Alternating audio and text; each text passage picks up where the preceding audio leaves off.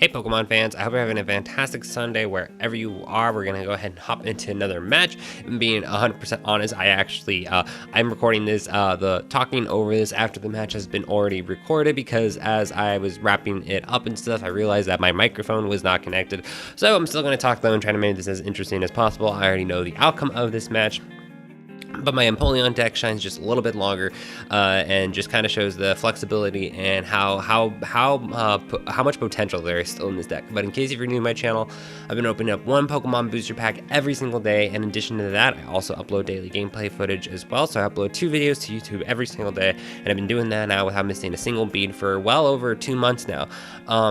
Is really, just kind of talking about this channel a little bit as this match goes. This is, for all intents and purposes, this YouTube channel is been a really fun hobby to get into. I just really wanted to find a way to try to make videos consistently and push myself to make videos daily.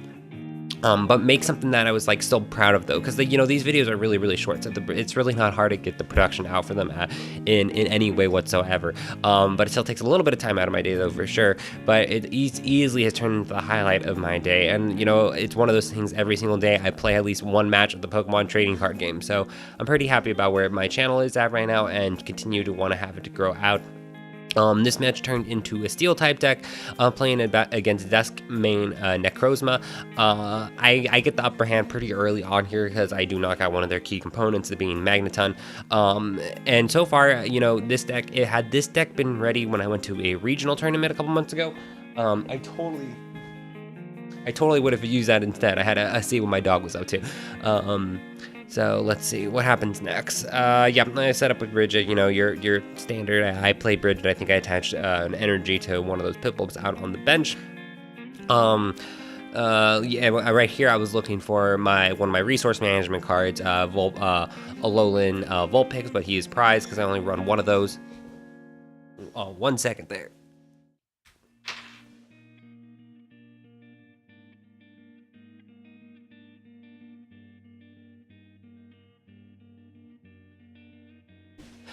Anyway, so let's see what happens next. I grab Piplup and those things. It's always a tough decision deciding what I want to go for here, but in this match, I decided I wanted to try to go for extra draw power and support. And really early on here, the key component to this deck, one thing that I have a hard time deciding is what to discard, because I don't actually have an unlimited amount of resources or ways for me to recycle cards back in here. I recently threw in extra Floatstone, 2 Floatstones, 2 Choice Bands. I run less supported cards than other people do. I run 3 Cynthias, 2 Ends, and I only run 1 Sycamore, because the reason why the Sycamore, arguably Sycamore is one of the best supported cards for drawing, but you have to discard everything from your hand, and sometimes I don't want to do that, which you'll see right here in a second. Why I only play one of them. In this deck, like I said, I've been making tweaks and stuff to this deck for the past week or so. And I want to find room to put Palpad in here still. Palpad could be really good, because even I discard that Guzma in a couple seconds, and that's 1 of 2 Guzmas I have. So that means I can only Guzma out my opponent's Pokemon once. I definitely need to put in a Palpad, because that could really open up a lot of options to get some critical resources back into my deck.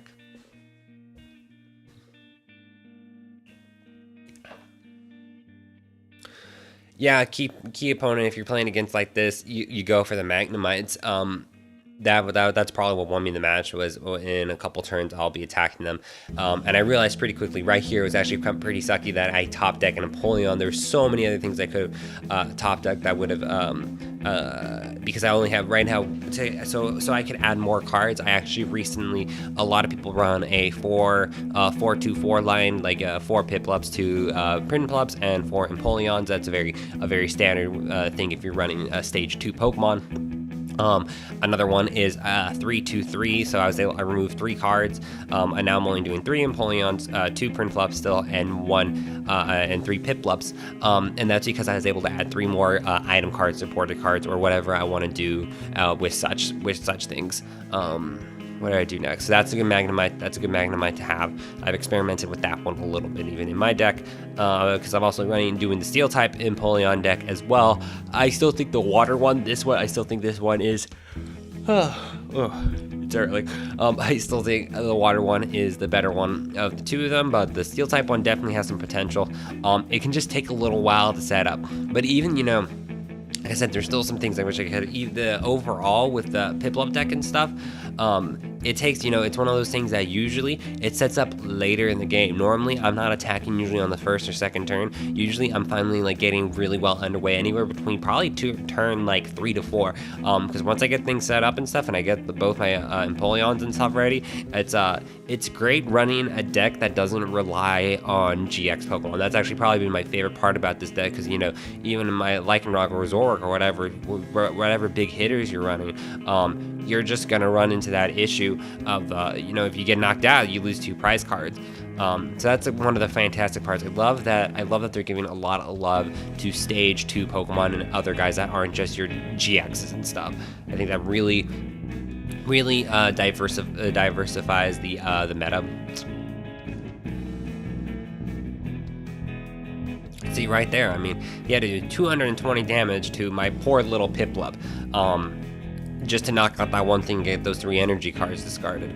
I think this following turn I'm actually pretty happy with this play, deciding what resources you learn so much watching your own matches, because I do actually go back and I've just done so much better at deciding what I need to discard and like my flow of my process. Like I already knew here I wanted to destroy the Magnezone. That had to be the first thing that happens this turn, that I slow him down in that sense. So I go ahead, I grab a Guzma, I switch out to that Magnezone, because I could have knocked out, just with reaching out Pokemon, I could have knocked out that other Dusk main, but that wouldn't help me the next turn, so I go ahead and go for the 1 prize card. Kind of a good process, if you can do what you have to do first, do that first if you can, unless there's like some ways you have to like kind of monkey around to it. But in this situation, I was already in a good spot. I needed to discard. It was kind of bad because again, I only run 1 Mallow, so I don't have that critical option to be able to get any card in my deck. But I needed an Empoleon, and I also decided that Cynthia would be a good option to get more cards for next turn. And here I still have all of my resources and very easily have more than enough damage to knock out that Magnezone, which I think I would say doing this play right here, going for that card, probably won me the match. No, that was singly the biggest thing. They had another one set up. They do throw out another one, but in a couple turns I knock out both. I remove his Mount Cornet and the Float Stone. I was surprised not to see more of them, because even in my deck I have experimented using anywhere from 3 to 4 Mount Cornets, because that's how many you want. A lot of those stadium cards for Steel type decks are absolutely critical to the success of this deck. So I think I throw out, do I throw out Tapu Lele? Yeah, I do throw out Tapu Lele, and I play N just to kind of try to throw him off instead of using Cynthia, because I need that extra 20 right now. At 180 right now for attack, so I just need to be able to do a little bit more damage. So I'm just at this point, I'm taking my time. That's the biggest thing with the trading card game, is that take your time, try to think through things clearly. It is that one thing I do like, it can both be frustrating and a great thing that there's a timer. You only have so long to decide how to do things. But that is actually a very realistic mechanic of the game if you play in person at events and stuff, at regionals and stuff. At the big regionals, you play 2 out of 3 matches, and you only get 50 minutes. It's 50 minutes, I think, to get through 2 matches. So you do not have a lot of time to get through 2 matches. Like at that point, if you're averaging out, you want both matches to be going wrapping up at around 20 to 25 minutes tops, and even at that point you're talking about territory. And again, it was actually a really good decision to grab N. Doing that, even at this point, I wasn't sure what resources he had in his hand, but just trying to throw off my opponent for whatever they had. N is a great disruptor, because even if you think they have a good hand or don't have a good hand or went for more resources in their deck, no matter what, once you play N,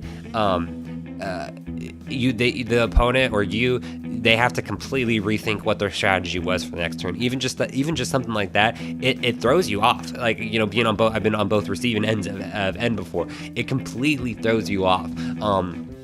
And all of a sudden, you have to think about what cards and stuff you want to decide to use here.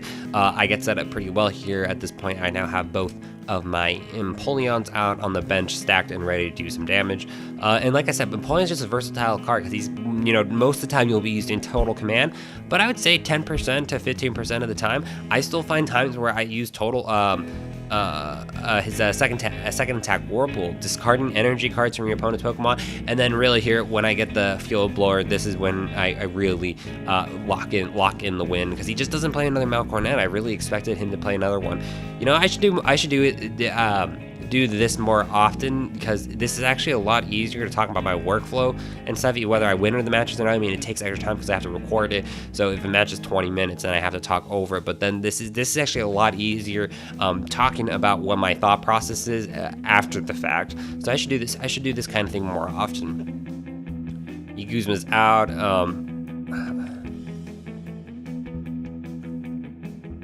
I mean, I think at this point he's just trying to slow me down, but I have a decent amount of energy. I think I have 8 or 9 water energy in here right now. Like I said, it's one of those things, you know, you always want to be able to have that one more card in your deck, but you just have to kind of decide what you want for your resources, because you can't have everything, or you know, that would defeat the purpose of the game. Yeah, this is a critical blow right here, destroying, finally getting rid of both of those things. I do end up trading out, retreat out there. Again, arguably my water energy is more useful in my discard pile, and then I'm able to attach a choice band. I trade Bridget, a great card to get rid of just later in the game because you don't really need it at that point. Rescue Stretcher back in, Lone Ninetales, the Piplup, and the Empoleon. Just everything set up very, very well for me in this match, especially the things I got. And I think I played Cynthia to get a couple more cards in my hand. Like I said, even just watching this, I'm very happy, even now I can kind of see my thought process and everything kind of unfolding, which is kind of nice to see. And then at this point, I have more than enough. At this point, I felt pretty good about the match.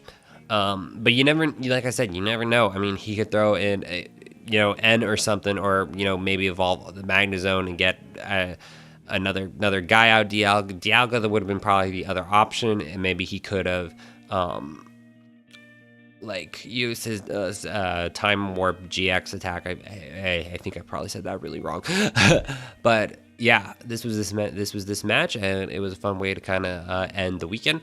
But I'll do my outro now. This has been Pokemon TCG Daily, because you can see it's the match here. Like I said, I upload new videos to YouTube every single day. I upload 2 new videos, and I hope to do more things. I hope to do anything from more detailed analysis to skip videos to reaching out to other Pokemon players in my community and things like that. And fellow trainers, I hope you've had a fantastic weekend wherever you are, and I will see you tomorrow as always.